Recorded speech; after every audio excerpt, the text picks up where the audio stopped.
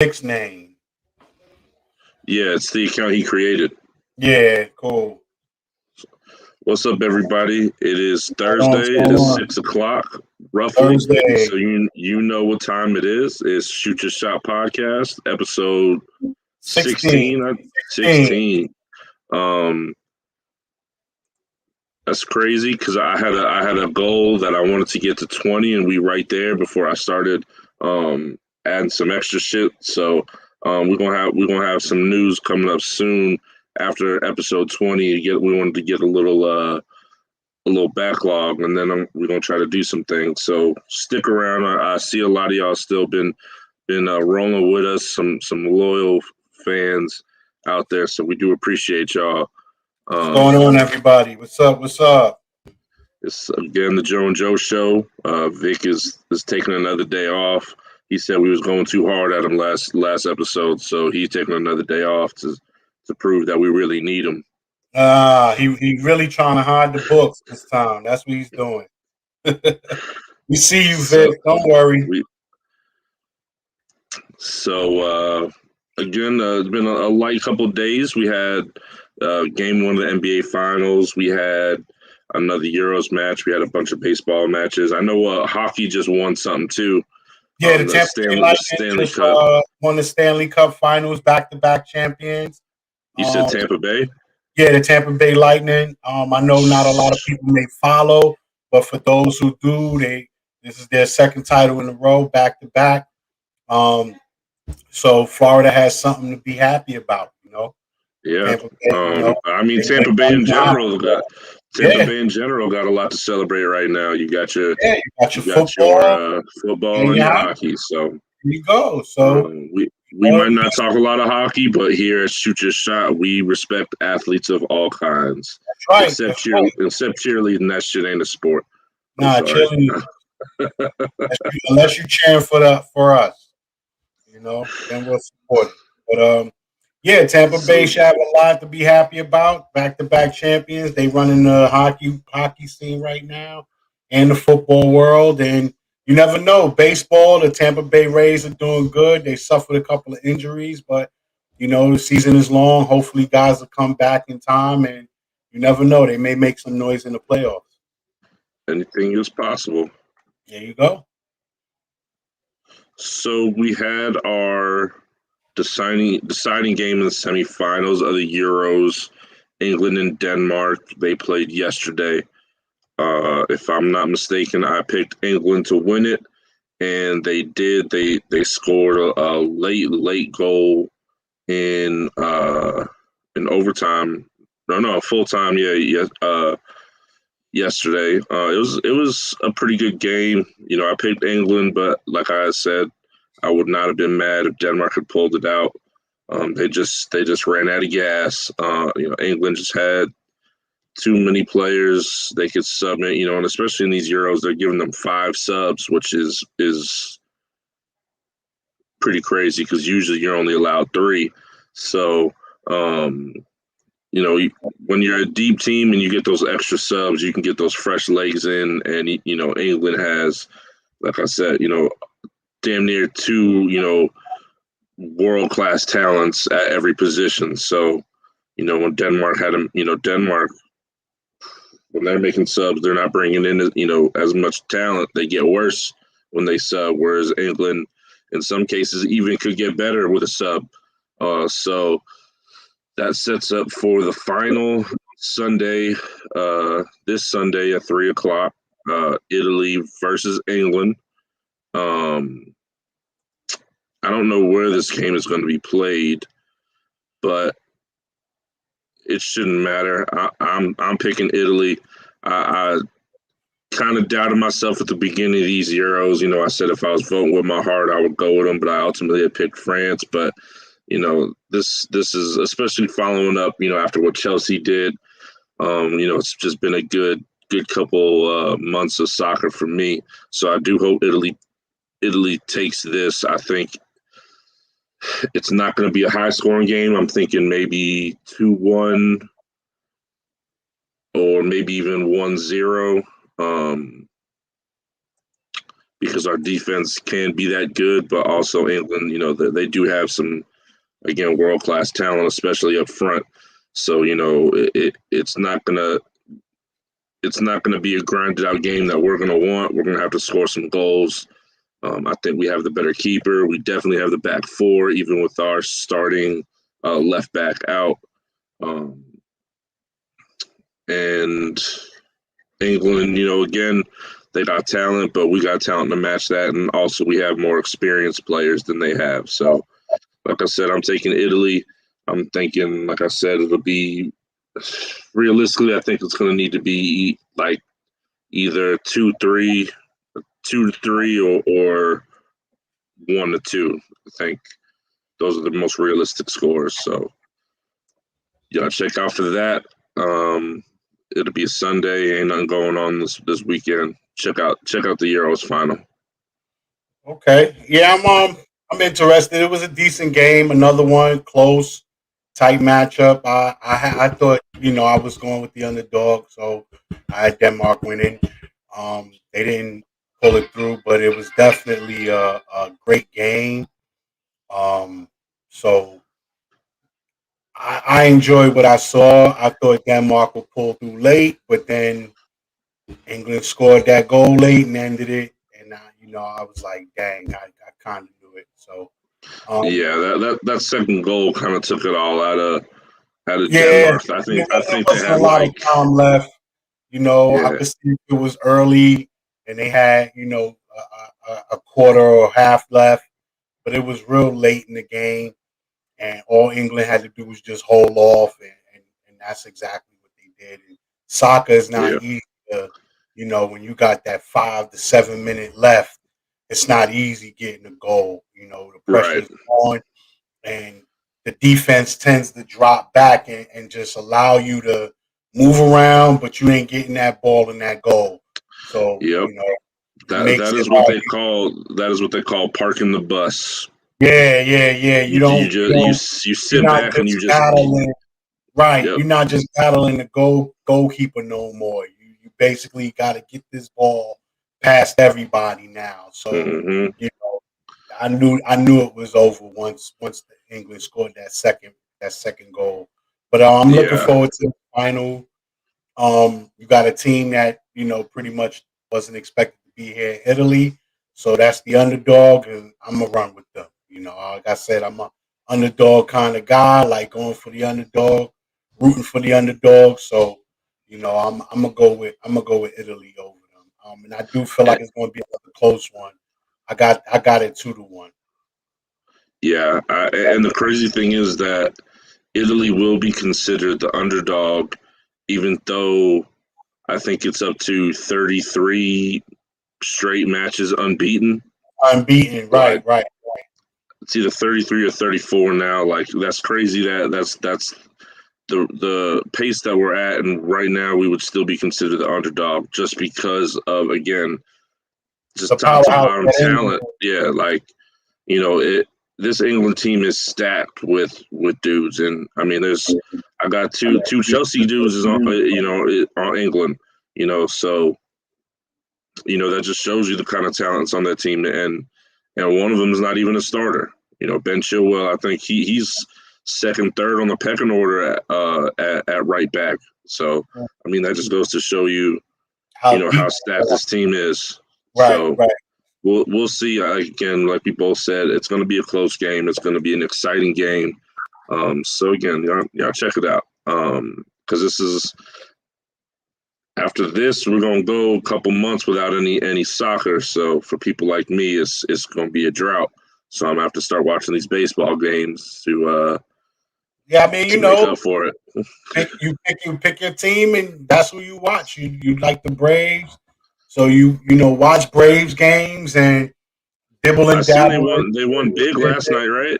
Yeah, and that's what you do. Like I'm a Mets fan, so I watch Met games, and then I like check on the Braves and the Phillies because they're in my division.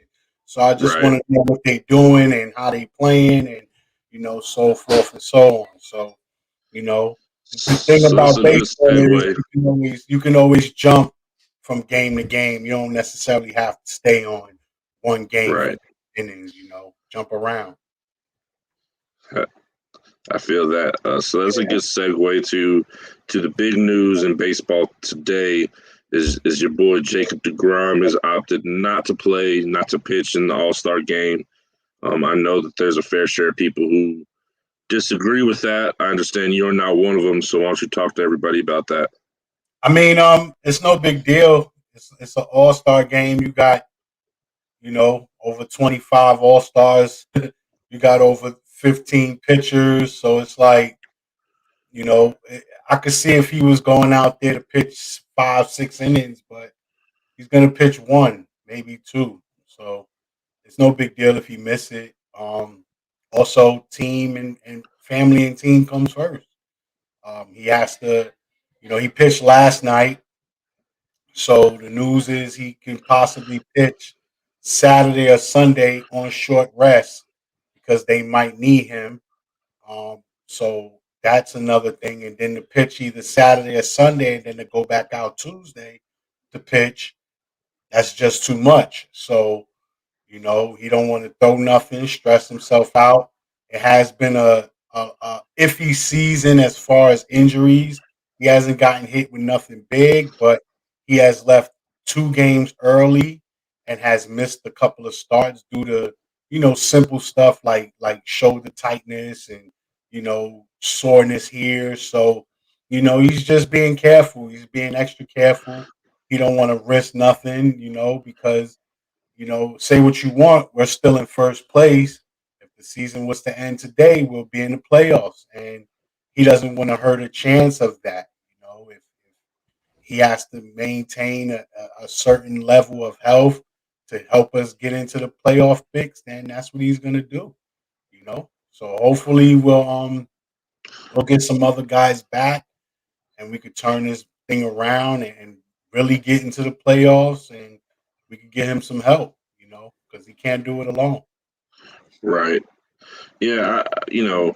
Especially if your team is in a first place position or top 3, by all means you should be able to skip out on an All-Star game. It just makes sense, like you said, it's team and family above everything, and your team is your family. Nothing is worse than like we were just talking about. Nothing is worse than potentially getting hurt in a game that ultimately means nothing. Now, Right. if they put some real stakes to this game, then by all means get your ass out there and play. But this game means nothing. It's for the fans. It's a money grab. That's all it is. So if these dudes choose not to play, I'm all for it. And I not just baseball. I think any sport you should be able to, even if the fans vote you in, decline. Like, hey, I appreciate it, but nah, I'm good. It doesn't make sense.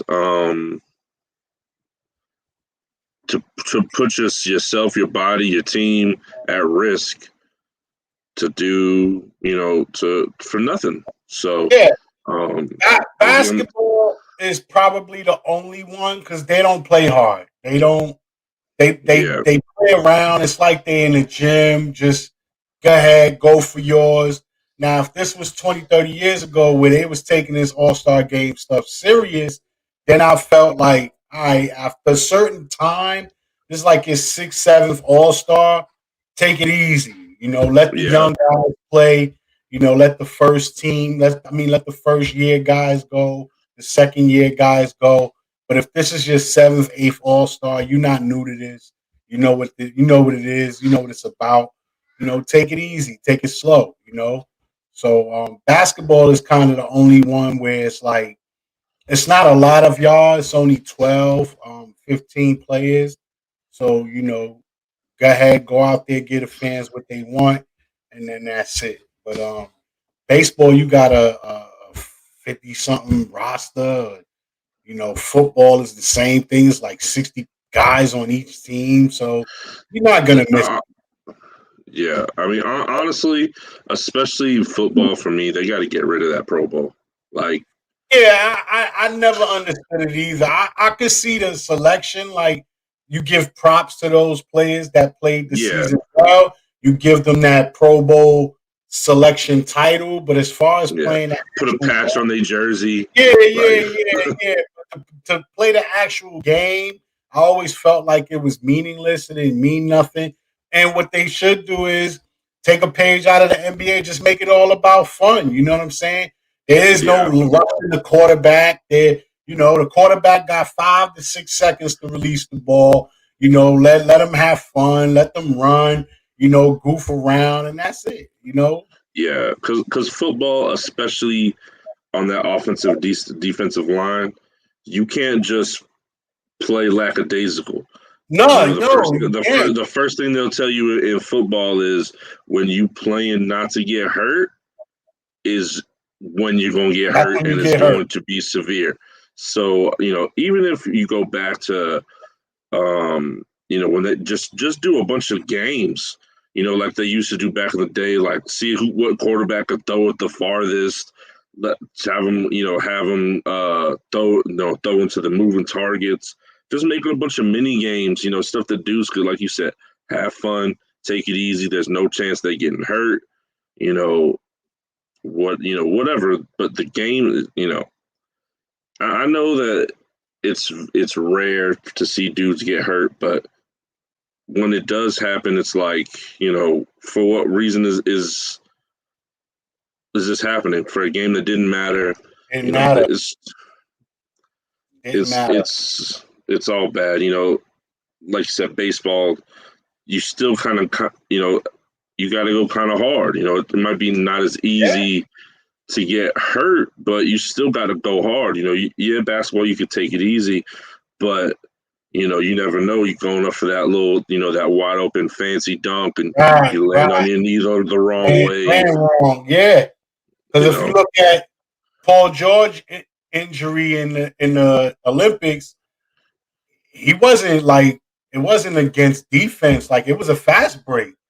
Like yeah, he was pretty much by himself, and he landed wrong and snap broken. That's it. So I don't know. I think me personally, it'll be fun to watch athletes do other sports. So it's like NBA All Stars. Whoever makes the All Star team have a charity softball game.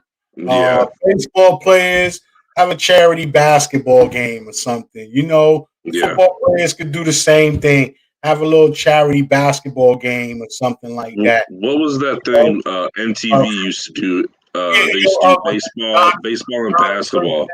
They used to do basketball where they had the hoop was real high and you had to shoot like Yeah, you get 25 points for that or something like that. They had the pros versus the rookies or whoever.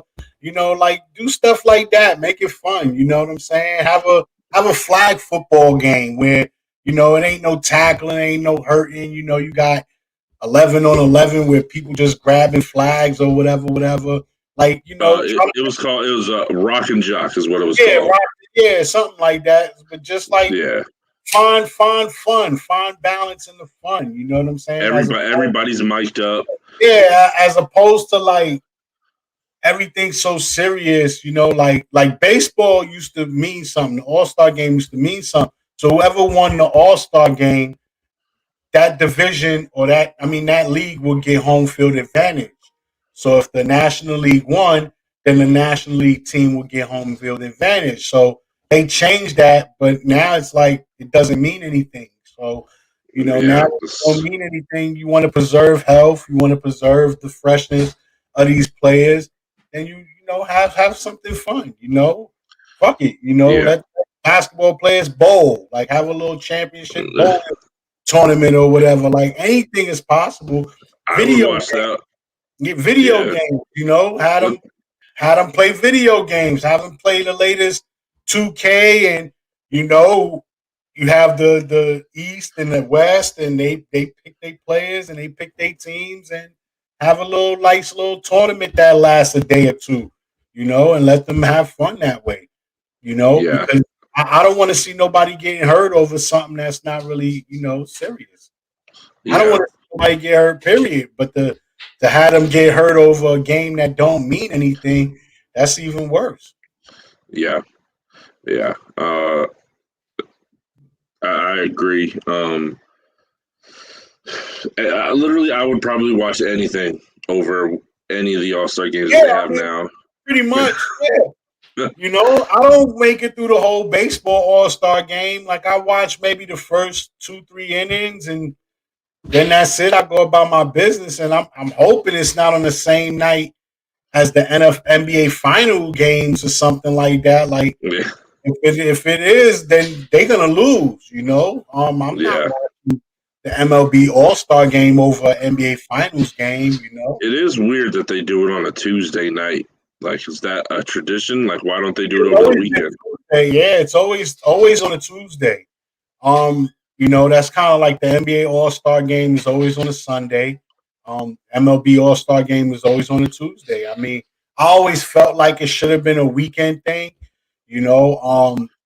But I guess the way baseball is, they try to have like everything done so that way the weekend you can start back up again when it comes to the regular season. So, you know, they series usually starts Friday, and Friday, Saturday, Sunday, that's a 3-game series. Everything is usually 3 games, 3 games, 3 games. You get 1 day off per week, basically, whether it's a Monday or a Thursday. So, you know, I guess that's how they keep things balanced. But I always felt the same way. Like All-Star Weekend should be a weekend. It should be a weekend.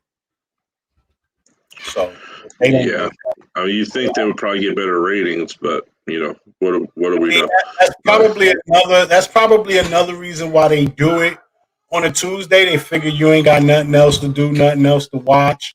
You know, hey, fuck it, watch this. Because if you think about it, normally the NBA Finals would be over.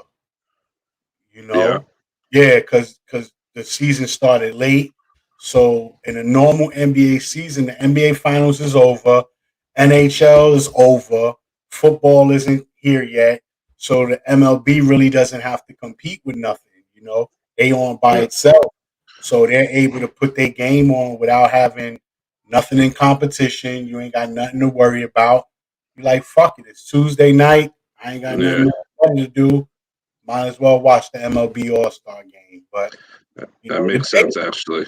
The date never been a problem. I always felt time. Like start at 4 or 5 o'clock. Like this 7, 8 o'clock, 9 o'clock stuff is like ridiculous. That's where the problem comes in because I may not be doing nothing Tuesday, but I gotta do stuff Wednesday, and I'm not trying to stay up till 12:30 at night watching the All-Star game. Like, you know, a World Series game, fine. You know, an NBA Finals game, that's different. But an All-Star game, come on, man. Start this thing at 4 o'clock, 4:30. First pitch around 5:15. Let this thing be over by 8, 9 o'clock, and that's it. It's an All-Star game. We want to have fun.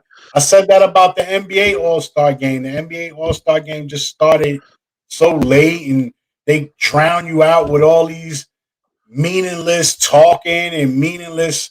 You got performances and people singing and rapping. I don't want to see that, man. Like, cut all that noise out. Let's get this game started, and that's it. I mean, the Super Bowl do the same thing, but at least the Super Bowl kickoff is by 6:15, 6:30 at least. You know what I'm saying? Like they not kicking the ball off at 9 o'clock at night to where you like, oh, enough of this crap. You know, so I think the NBA and the MLB should like really look into that and start these games a little earlier. You know. Yeah, I agree. This past All-Star game, NBA All-Star game, was the first one I watched in a while, and I didn't know that they did all these dumbass rules with the points and all this. And you know what? I get it. They're trying to make pay homage to Kobe and all that. But it's like, man, just put his logo on the court or something because this first to 24 and do this and divide it by 8. Like, nah, man. 4 quarters. Whoever scored the most after those 4 quarters wins. That's it. Like, that's the winner. That's the winner. Shit is stupid, but that's you know. maybe they'll get rid of that format. Maybe they're just doing it for right now, but it is what it is. I want to again remind everybody you are listening to Shoot Your Shot podcast. It's Joe and Joe show today. We just got done talking All-Star baseball and the Euros. We're getting ready to talk Game 1 of the NBA Finals. I think exactly what we said was going to happen is exactly what happened. There was no big surprises, but we're going to talk about it anyway because it was a great game to watch if you're a Suns fan, not so much if you're a Bucks fan. Chris Paul came out, and I can't remember in recent history of someone coming out, especially at his age, in their first finals appearance and just showing up exactly how you're supposed to show up, and just playing that first game like it's meant to be played. The last time I really remember something like that was Iverson versus the Lakers, that Game 1 when he just showed up and got, ultimately it was the only win they got, but it was a win. Iverson was like what, 25, 26 at the time? Yeah. He wasn't no 36-year-old guy, so he was in his prime. I mean, that's the best year of his career, but that was his MVP season, if I'm not mistaken. Yep. But I mean, I wouldn't say what surprised me, but I knew Milwaukee was in trouble when the first quarter ended and Phoenix was winning and Chris Paul didn't have no points. Yeah. Because I knew you wasn't going to keep Chris Paul scoreless the whole game. Yep. Now, did I expect him to go for 30 plus, 30 something? No. I had him in between the 18 to 21, 22 point range. That's where I had him. But I said it's going to be bad because what he's going to do is he's going to score most of those in one quarter. Which quarter is it going to be? I don't know. I had him for the third or the fourth, though. I say he always starts off slow. He always lets you do what you do, and then he'll score his points in bunches late in the game. And that's what he did. He relaxed. He played cool, calm, and then it was like, you know what? It's time to shift gears. And he shifted that gear, and it was over. It was like 36 where? Yeah. Like where? Where did he look 36 at? He didn't look 36 nowhere. Right. He wasn't just shooting. He was beating you off the dribble. He was getting to the rack to where he can lay it up, lob it, floaters, whatever he wanted to do, fadeaways. Like it seemed like he was on the court by himself. And I said the biggest but the real reason is he really doesn't have any flaws in his game. He's a excellent passer. His mid-range game is ridiculous. His IQ is very high, so he's not going to make a stupid pass or a stupid play or anything like that. So what do you do? What do you get him to do? What do you force him to do? Like I don't know. When he has the ball, he gets into his spots. As a defender, what is the best case scenario for you to get him to do? Do you want him to pass? Not really. No. Do you want him to shoot? You like no, because he's too close now. All right, what do we get him to do? All right, so your best bet is to try to get him to not get the ball before he gets the ball, and that's not easy. No. So I don't know. Yeah, I was watching PTI yesterday, and Kornheiser, whatever his name is, said short of Drew Holiday guarding him nose to nose all game, that there's nothing that you could do, and that's not going to happen because no one is capable of playing that level of defense that would need to be played nose to nose all game on Chris Paul, and then still being able to have an impact offensively, which the Bucks clearly need from Drew Holiday. So it's tough because again, you have to pick your poison. What do you do when he's playing at this level? There's not a person on the planet that can stop him. They tried everything. They tried to switch.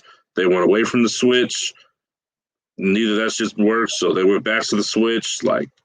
Nothing worked. You put a big man on him. He's shooting threes over the big man. He's getting by the big man. You put PJ Tucker on him. He's blown by PJ Tucker like he wasn't even there. You put Drew Holiday on him. He was just being crafty and getting by Drew Holiday. Like there was nobody that they put on him that was effective.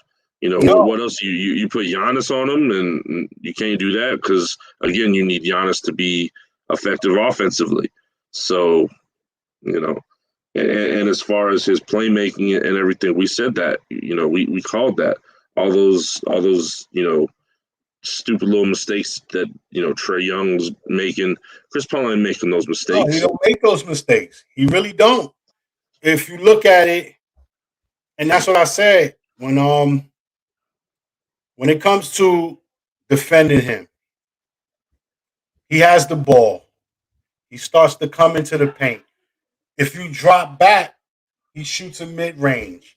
His mid range is as deadly as just about anyone in the game that's good at that. The Kawhi Leonard, the DeRozans, like his mid range game is lethal. He's top 5 in the league in mid range. Right. I will put Melo in there still. Melo's mid range is still killer. If you want to press him, now his dribble and his, I wouldn't say it's the quickest, but it's effective.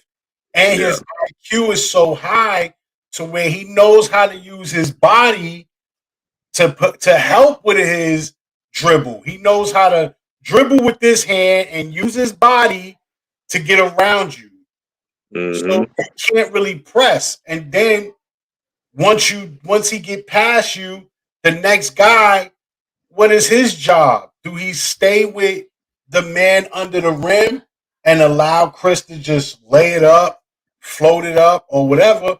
Or do he come up and try to stop him? And now he throws this easy lob to Ayton.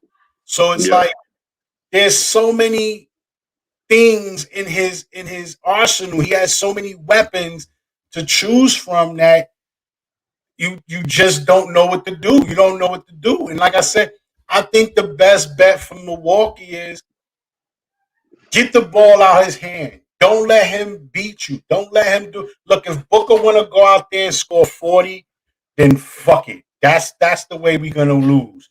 But I can't have Chris Paul scoring 30 plus and dishing out his 8, 9, 10 assists. Mm-hmm. We can't have that. We either got to do one or the other. Yeah. If Chris Paul is going to have 12 assists, then he's only getting 14 points. I'm not letting him get 30 plus or 20 plus points with 14 assists. If Booker wants to keep shooting and Booker wants to be the man, then fine. Because I look at it, if I take Chris Paul out the game, I'm also going to take Ayton out the game because Ayton feeds off of Chris. Yeah. He eats off Chris' plate. Chris is responsible for 70 to 80% of that man's buckets. So if Chris Paul ain't eating, then there's no leftovers for Ayton. So now I'm slowing 2 players down. Let Booker leave the responsibility on Booker. If I'm going to lose, it has to be by Booker scoring 30 plus to 40 points. Yeah, I mean, when you think about it, you shut down Chris Paul. It's not just Ayton who is hurting. It's everyone on that team besides Booker because he's the only one that could get his own shot. Right. Michael Bridges, Mikal Bridges, he is very clear he can't get his own shot. I think no, he can't.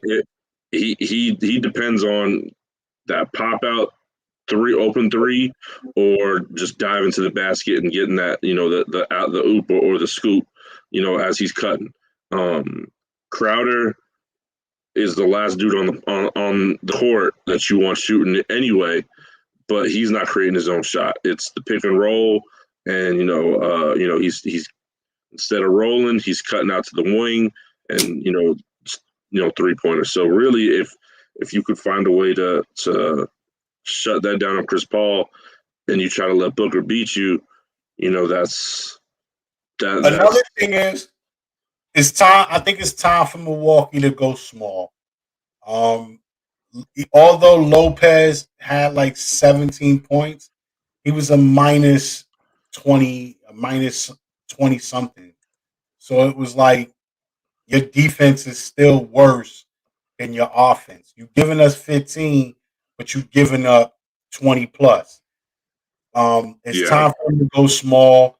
Let Giannis play center, and try to go small to keep up with these guys.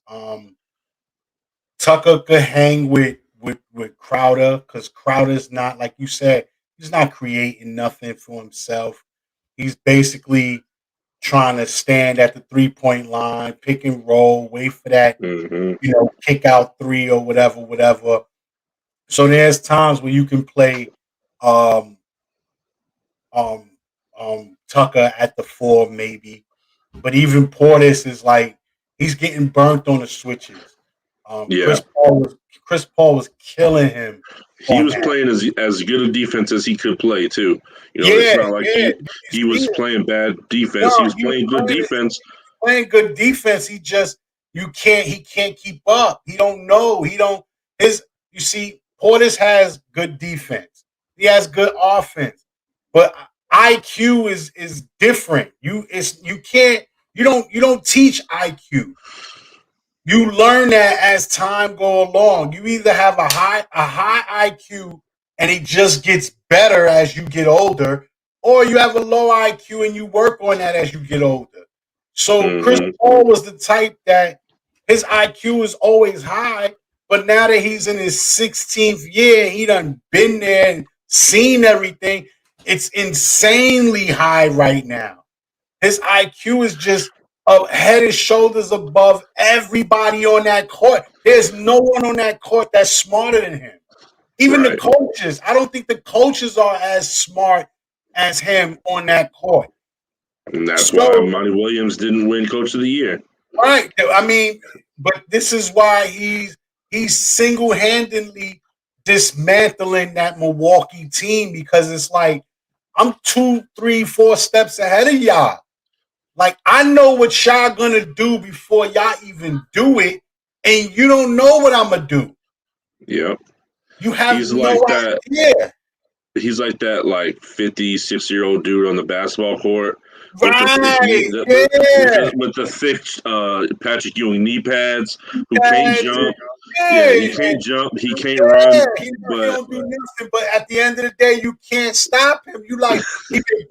He been playing on this court for 27 years, so he knows how to throw it up and where to shoot it, where to hit it off the backboard. He knows everything. He knows where the dead spots are on the court. Right. You know where the ball don't bounce just quite right. You looking at a guy that has probably played in Milwaukee longer than y'all. Not more. Yeah, y'all play 41 games there a year. So I haven't played here more than y'all, but I've been playing here longer than y'all. So I know all the shit anyway. You look at Phoenix. Yeah, he go in there and he like, oh, I remember this place. Yeah, I done been here before. I done seen it. Yeah, you shoot it from here. If you bounce it here, it'll go in. And you like, how the hell you know this? Like, bro, I'm not stupid. Yeah, it's like he's from the future. Been here before. He's been here before. Yeah, so his IQ is just too high. He is too intelligent, and Milwaukee really don't have nothing to counter that. So what I say is, look, if you got to get physical, if you got to play some sort of bully ball, just try to get the ball out of his hand as early as possible, as quick as possible. Don't let him control tempo. Don't let him control game. And I know what I'm saying is easier said than done. I know people are listening like, well, how the fuck are they supposed to do this? Listen, I don't know. If I did, I That's would be in the NBA. I that's wouldn't Bud's be. that's Bud's job. That's exactly. That's his job. That's not my job. All I'm saying is, if I was a coach, if I was coaching Milwaukee, or if I was playing on Milwaukee, listen, this is what we got to do, guys. We got to get the ball out of his hand, full court press him if you have to. You know, don't let him cross that half court line without seeing a couple of bodies. Like something you got to do. You got to do these things, and these guys don't do that. If you lay back and wait, and you let them cross that half court all nice and cool without seeing a body or feeling a body, and now it's half court set. Oh, it's too late now. He done ran the play as he was coming up the court. So now once he crosses half court and you get set, he already beat you. Your set is beaten. He like, I knew you was gonna do that dumb shit. Watch this. And now it's ball on a string. Bing, bing, bing, bing, bing. Hey, I'm gonna go here. Oh, you thought I was gonna go there. Yeah, I paid attention to that. I knew what you was gonna do. I read your foot. I read your leg. I read your waist. I saw your eyes before you even did it. Like I knew what you was gonna do. Oh, look at him going that way. Yeah, he think I'm a stupid. I'm over here with it. He already did that. He did all of this as he was coming up the court, and you wasn't bothering him. So what you need to do is, as soon as that ball is inbounded to him, bother him. Bother him. Touch him. Grab him. Don't even let him get the inbound if you don't want to. Yeah. Do something. You gotta do something, because if he keeps having games like this, as Vic said, it's a sweep. It's gonna be a sweep, and it's gonna look real bad. It's gonna be a real easy sweep. Yeah, it's the same thing that they always say about Tom Brady. You know, when you pressing him and you in his face, he a different dude. He not the GOAT. Right. You know, and that's why those Giants teams were always so successful, because they had that D line that could get to them. That, you know, most teams didn't. No, they didn't have that. Have a D line that could do that. But say what you want about Eli and those Giants teams. Those D lines got to Brady. They was in his face, and when someone's in your face, you can't make those same decisions. You don't have that time to think. You have to improvise now. Now you gotta switch it up, change it up. Oh, damn, they on to me. I can't go there no more. I can't do this anymore. So now you gotta improvise, you gotta change things, you gotta redirect yourself, and now that gives us time to come up with something more, something new, something else. Like, oh, this is working. Once you see it working, that builds your confidence. But once nothing's working, you already beat before it happens. So now you're sitting there like, bro, no matter what we do, man, we can't beat this guy. Now you start talking about it, you start thinking about it, even if you're not saying it. Once you start thinking about it, that's it. It's over. You know? I mean, so like that's just it. They need to switch it up, man. What they doing ain't working. Let the sweep happen. CP3 deserves it for sure. I know it's not close, but in high school, our team, shout out to Bayside High School, we pressed all game, every game. And we beat a lot of teams that we probably shouldn't have beat, because we were in their point guard's face, in everybody's face all game. It didn't matter if we were down 10, tied up 10, up 20, we were pressing because that's the kind of style of basketball we played, and it at every level doesn't matter. It's gonna shake confidence. Once you get that first turnover, it might take you 3, 4, 5, 10, 15 trips down the court. Once you get that first turnover off that point guard, he's thinking about it. That's it. Because you don't want to compound that with another one. Right. Especially if he get it in an unexpected. Now, if he loses the ball or if it goes off his foot, then that's different. But if you rip it, you steal it, you like. Think about this. Middleton had the ball, and this is where CP3's IQ is just insanely high. Middleton had the ball. Chris was on him. Instead of Middleton immediately turning his back to Chris, mind you, Chris Middleton got like a 4 or 5 inch height advantage, 20 pound, 30 pound weight advantage. So as soon as he get the ball, you're supposed to turn your back to Chris, back him down. He didn't do that. He had the ball and tried to do like this shoulder to create space. Chris Paul is already ahead of him. His body is positioned in a way to where that's not going to work. So as soon as Middleton did one move, what happened? Chris smacked the ball right out of his hand. An easy steal. Middleton had no choice but to foul him to prevent a fast break. Mm-hmm. And I looked at that play like, oh, that was so simple of an NBA player with high IQ because Chris Paul seen him. Like he knew, I already know what you're going to do. You're going to try to use your shoulder and then you're going to try to do some dumb shit with a head fake to get me to reach so you can do that and get to the line for an easy 2. No, I'm going to plant my feet here and move my body here to where your shoulder is not even touching me. And as soon as you go back with it, that leaves the ball exposed. The ball is completely exposed. And I'm going to just smack it out your hand. And that's exactly what he did. And as in basketball in general, first thing you're taught, if you're being guarded by the smaller man, don't bring the ball down to him. No, keep the ball up. He better down there than you are. Keep the ball up where he can't reach it and go over him. That's basketball man. 101. It's simple. Yeah, keep jumping.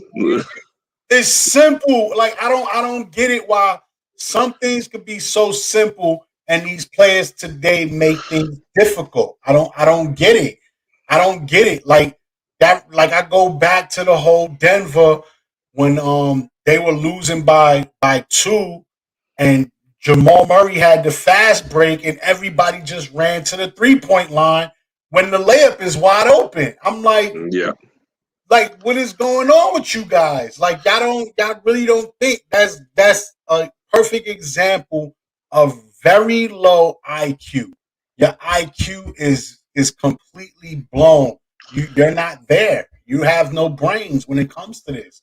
You are strictly skilled and you have the talent, but you don't have brains. And that's what happens when you get to the NBA. You could be talented, you can have the skills, but if you don't have the intelligence to stay here, look at Michael Beasley. All the talent in the world, man. This guy is very talented to the point where I heard stories about how he used to beat Dwayne Wade, LeBron James, and all these guys in practice.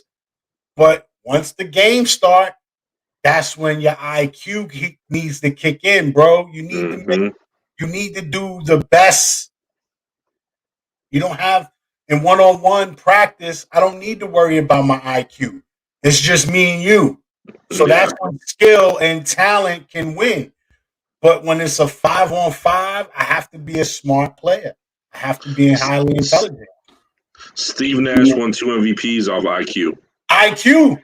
He was never the best. He was never the best player on the team. He wasn't the best player in the league. he was the smartest player those 2 seasons. Mm-hmm. And I said that. Everybody always bring up numbers. It's not always about numbers.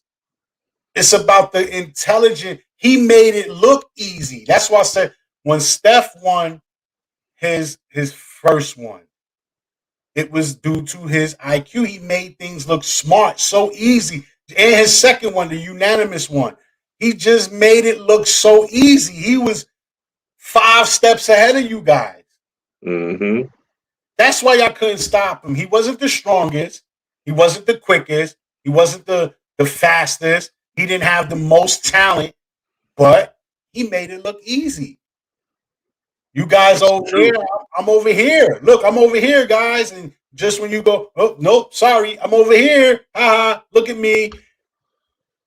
So Steve Nash turned Amar'e into probably what he would have ended up being is, a pretty decent power forward to an all-star caliber player. Yeah, the same. He turned him into that. CP3 did the same thing for Ayton. Like, I'm not saying he's a bad player, but CP3 is making him look next level. He's making him look right. It's easy. It's like, yeah, Ayton has the capabilities of scoring 25, 30, but he has to work for that. With CP3, I don't have to work for that, bro. That 25, 30 is sitting there. I just got to collect it as opposed to working for it. And that's what people don't understand when you work with a certain individual, with a certain point guard, with a certain player of that IQ level, it becomes easier for me. I don't need to work hard. That's why Kevin Durant went to Golden State. It wasn't because they were the most talented or the skilled. They were the smartest basketball team in the league at the time. Draymond Green, say what you want. Not the greatest shooter, but when it comes to in basketball intelligence in the NBA, one of the best. Top notch. Klay Thompson is the same thing. Oh, he may not be able to lead a team. He's not a number one. When it comes to IQ and basketball smarts, he's right there as well. The same thing goes for Steph. The same thing could be said for the coach. They were the smartest team. When KD went there, his points per game didn't go crazy, but look at his field goal percentage. He went from shooting 49, 50 to 54, 55. He went from shooting 19, 21, 22 times a game to 17. So I'm scoring the same amount of points on 4 to 5 less shots. What's the age-old saying? Work smarter, not harder. Not harder. That's what it was. With Russell, I gotta work harder because his IQ is shot. This is one of the dumbest players in the league. So I gotta work harder with this guy. And if you look at the teams that were available to him to go to, it was all the same thing. James Harden is the same way. All the talent in the world. His basketball IQ is not up there.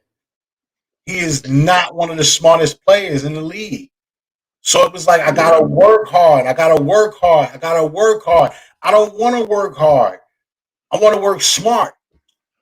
Well, come to Golden State. You come to Golden State, it'll be the smartest thing you do, bro. And that's what he did. Clearly. He won 2 quick. And really not even close to being contended with, other than the injuries. The only thing that injuries is all injuries. They would have won 3 easy, easy. Yeah. So we got game 2. That's tonight, 8:00. Are you expecting more of the same? Because I don't see Milwaukee as a smart team. Budenholzer is not. Well, Charles Barkley said that 2 series ago. He said they're a great team, but they are a dumb team. They make things harder on themselves. They are not when it comes to IQ, intelligence, they are not that smart. Middleton is not there yet. Giannis is not there. Drew Holiday is not there. And some players will never be there due to the fact that they have enough talent to get them to that level. Like Giannis gets the praise already. So he's the type of guy that doesn't need to work on things like that. Middleton, I think this is his ceiling. Like he's not gonna get any better. He's gonna give you another year or two of this, and then he's gonna start to decline. The same. And I mean, even with that little streak he went on in game one, most of those shots were not smart shots. No, they wasn't. They were just going in. Contested threes, step back threes. Right. So he not taking anything away from him because they you make it great. He has a hot hand where once he catch fire, he can hit those shots, but they're not high IQ shots. They're not the smartest shots. So, but like I said, you got about another 2 years of this, and then he's going to start to decline. Drew Holiday is the same. He's going to give you this for another year or two, and then he's going to start to decline.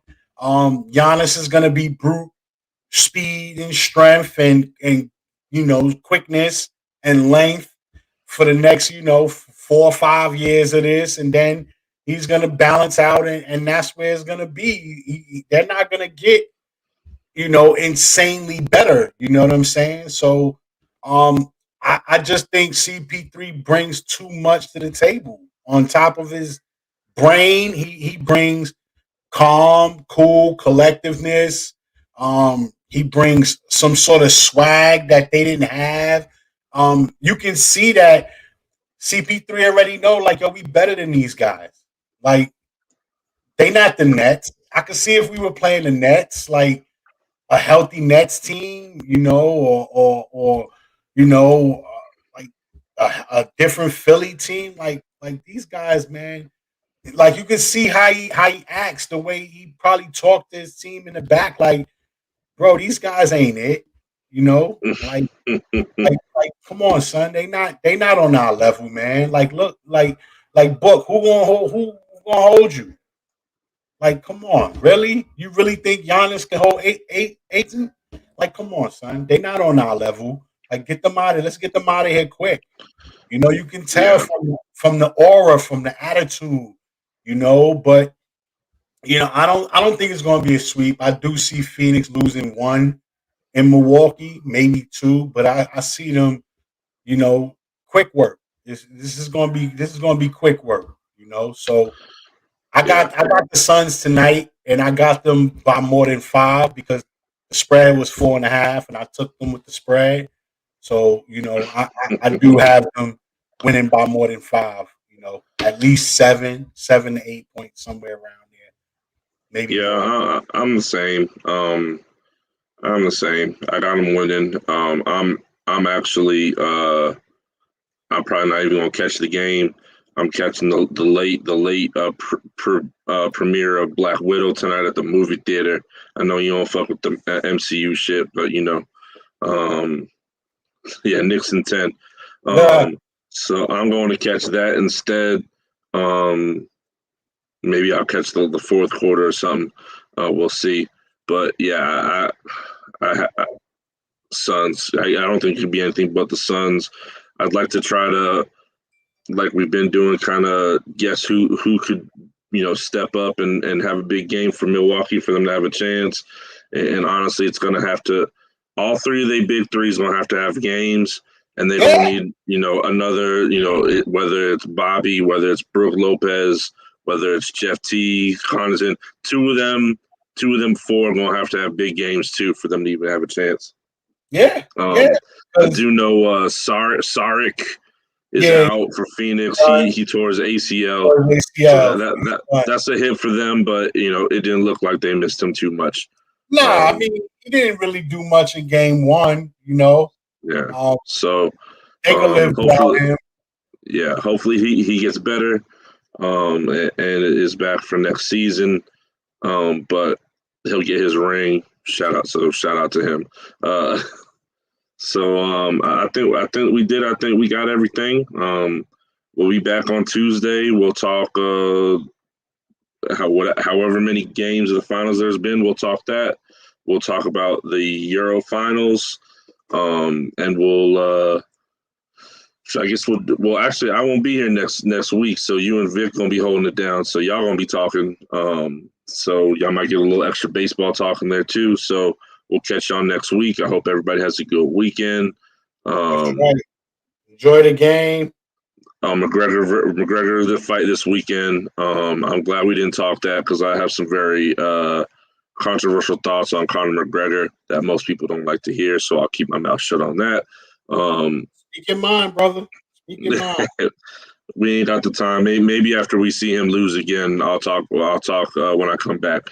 But until then, like I said, I'll be gone for a couple episodes, but I will be back. So y'all hold it down. Joe and Vic gonna take care of y'all, and we'll catch y'all. This has been Future Shot Podcast. Future Shot Podcast, episode 16. Don't forget, like, subscribe, and share. Go to the YouTube channel. Catch us on Facebook Live, Twitch, YouTube, everything. Soon we'll be in a theater near you. Absolutely. We out. All right, everyone. Peace.